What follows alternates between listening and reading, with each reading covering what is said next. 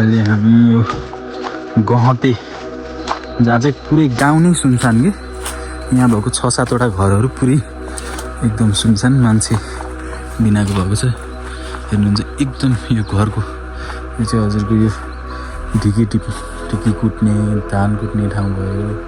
यस्तो स्ट्रक्चरहरू निर्माण गरेर है यस्तो राम्रो छ। यो चाहिँ भित्रपट्टि यो चाहिँ सानो कोठी माथितिर यहाँनिर एउटा रुम दुईवटा रुम भयो। यो चाहिँ भित्र जाने ढोका भयो। यो तपाईँको सरकारी सम्पत्ति यसरी भइरहेछ। यहाँ चाहिँ यो वासरुम भयो, यो धारा छ डिसुमको पातै छ यहाँ भित्रपट्टि। यो चाहिँ यस्तो अवस्थामा छ गाउँ।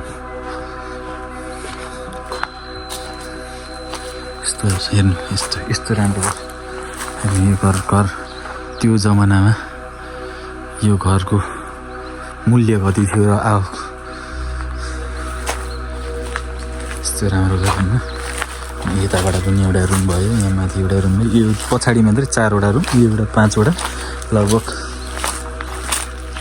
यतापट्टि नि रुमै रुम है, अनि आँटी भयो। यस्तो घरहरू चाहिँ बाँझिएर बसेको अवस्था छ। यो चाहिँ यहाँनिर पनि अब यो पनि सानोतिनो घर जस्तो छ। अनि यो चाहिँ के हो नास्पातीको बोट यस्तो छ। नास्पाती अमिला अहिले चाहिँ बाँदरला भएछन्। हजुर अनि भाइ यो माथितिरको घर कसको? पुरानो साउको हो माथितिरको त्यो घरको साउको। हजुर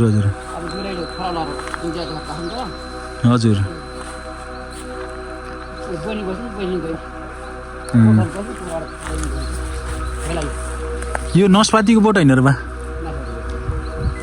अहिले बाँदरला भएको छ। मान्छेले नि खान्छन्।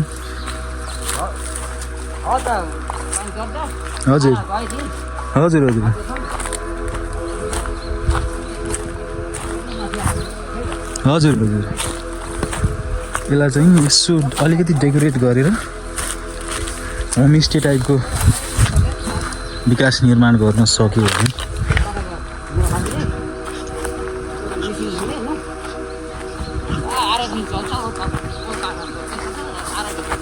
हजुर यो चाहिँ हाम्रो राजेश टन्डनको घर,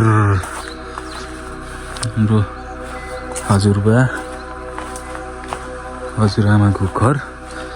अरू त यसमा याद भनेका स्वस्थानीका यादहरू टन्नै छन्। यो घरमा स्वस्थानी पूजा हुँदा चाहिँ धारा छ। सरकारले विकास त दियो तर गाउँमै राख्ने व्यवस्था, गाउँमै बस्नुपर्छ भन्ने मनोबल बढाएन। हजुर जङ्गल बराबर त भयो यो। हजुर यहाँका मान्छे त हाम्रा हजुरबा हजुरआमा हुन गर। हजुर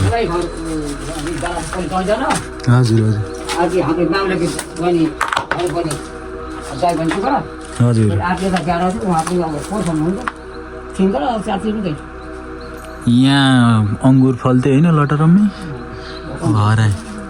हजुर त्यो घर कसको? जेठाको पल्लो भएको प्रधानमन्त्री। हजुर माइलाको बेच्न। हजुर केपी मासु घर बेच्न।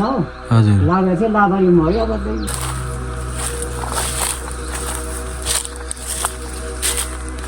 यस्तो छ अवस्था, गाउँको अवस्था यस्तो छ।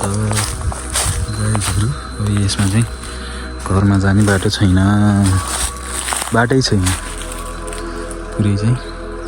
यो सिस्नोले बनमाराले चाहिँ पुरै बाटो छेकेको छ। अलिकति हेर्नु यतैबाट छिर्न सकिन्छ कि छैन।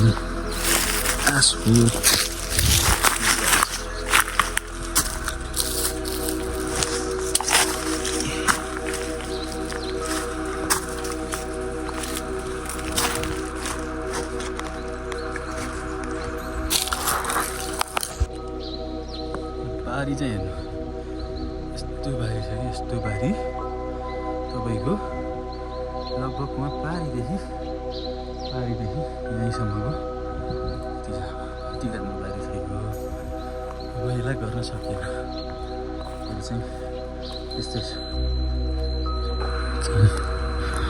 घरको हालत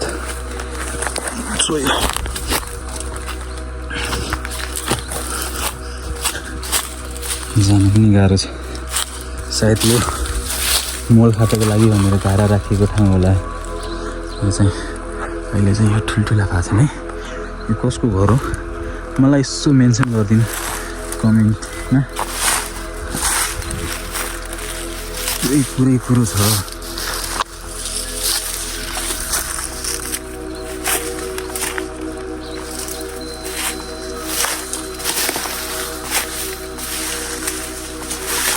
घर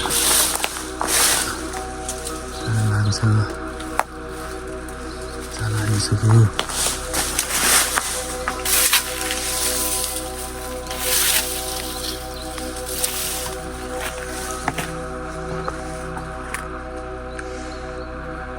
तलतिरको त्यो ढुङ्गे घरको लागि हो खासमा यस्तो छ घर यस्तो छ खुल्ला रहेछ एकचोटि छिर हेर्नु यस्तो छ घर जे स्योर बाँदरहरूले चाहिँ एकदम ढल्का मजाको यस्तो छ उता चाहिँ बारेको रहेछ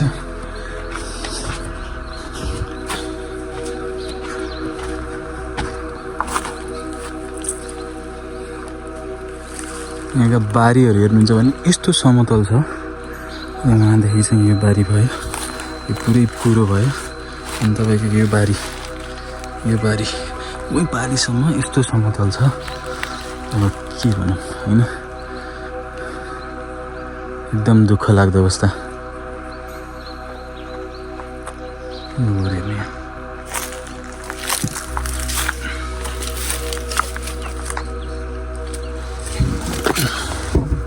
खुल्ला रहेछ है गाइस म खोलेर पछि आइन खुल्ला रहेछ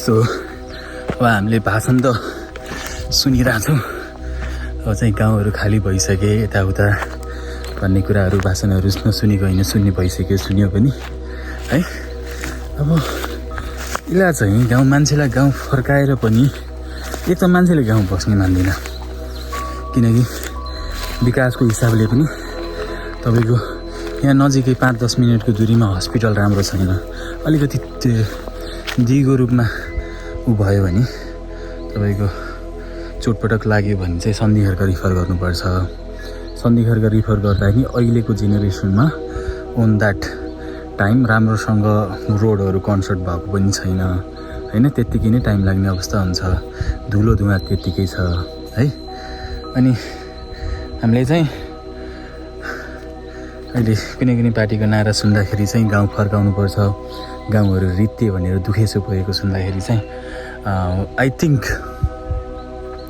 those politician are the first reason होइन यसको कारण चाहिँ तिनीहरू नै हो जस्तो लाग्छ यदि यो ठाउँमा विकास टाइममा भइदिएको भए यहाँ मान्छे हुँदै गर्दाखेरि विकास भइदिएको भए आई थिङ्क मान्छे छोडेर जाने नै थिएन नि त जाने नै थिएन मैले बुटोल पाउने सन्धिखर्क पाउने सेवा सुविधाहरू यही ठाउँमा पाउँथेँ भने त किन छोड्नु पर्थ्यो र।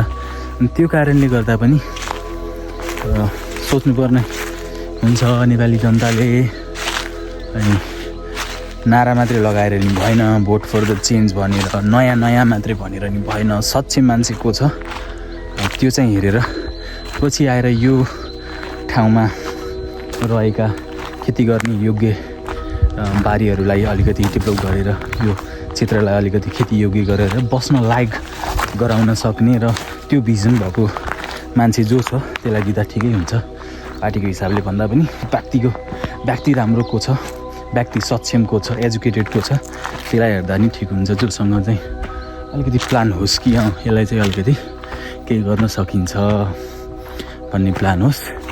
यो चाहिँ अब आनन्द खड्काले चाहिँ अलिकति एकदमै बारी भयो, बाँझो भयो, केही गरौँ न भनेर यसमा चाहिँ अलिकति कोदो खेती गरेको थिएँ।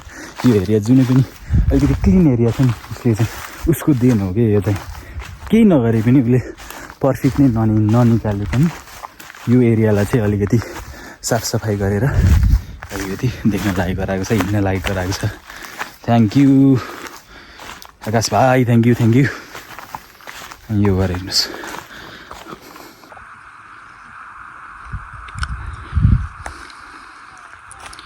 हेर्नु अनि यहाँ तलपट्टि बारीहरू यस्तो राम्रो बारी। यसलाई चाहिँ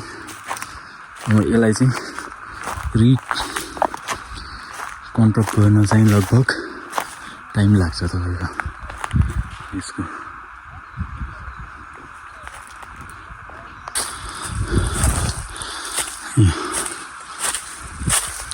बाथरुम चाहिँ गोठको अवस्था एकदम ढलेर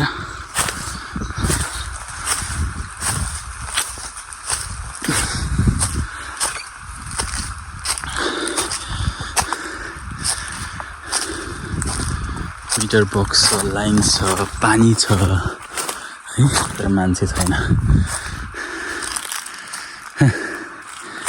गाइस यस्तो छ गाउँको अवस्था।